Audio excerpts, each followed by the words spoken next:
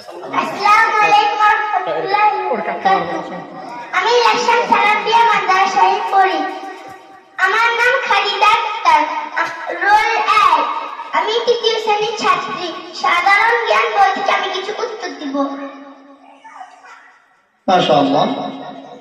খাদিজার জন্য প্রথম প্রশ্ন হচ্ছে আকীদা সংক্রান্ত। প্রথম প্রশ্ন, ইসলাম কিসের উপর ভিত্তিশীল? তাওহীদের উপর। মাশাআল্লাহ। 2 নম্বর প্রশ্ন, কোন কারণে বনু আদমের কেউ মুমিন কেউ কাফের? আকীদা বিশ্বাসের কারণে। মাশাআল্লাহ। 3 নম্বর প্রশ্ন, মুমিনের জীবন কোন বিশ্বাসের ভিত্তিতে পরিচালিত হয়? তাওহীদের বিশ্বাসের ভিত্তিতে। মাশাআল্লাহ। এরপরের প্রশ্ন, প্রত্যেক মানুষ কিসের উপর জন্মগ্রহণ করে? ফিতরাত তথা ইসলামের উপর। মাশাআল্লাহ। এরপরের প্রশ্ন, কোন নবীর আগমনের পরে বিগত সকল ইলাহি ধর্ম বাতিল হয়ে গেছে?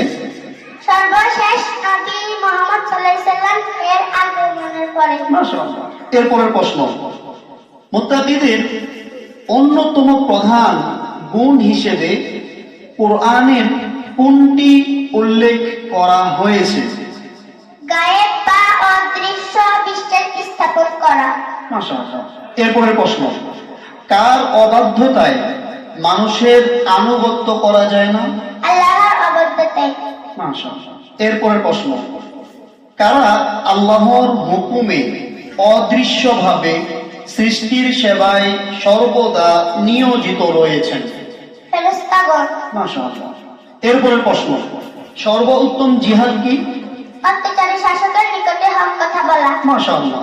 সর্বশেষ প্রশ্ন খাদিজার জন্য, নূর মুহাম্মদ, নূর নবী, নূর আহমদ ইত্যাদি নাম কি সঠিক?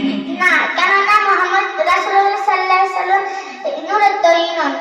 মাশাআল্লাহ, বারাকাল্লাহু ফিক। আমরা খাদিজার জন্য দোয়া করি, আল্লাহ তাআলা খাদিজাকে উত্তম প্রতিদান দান করেন।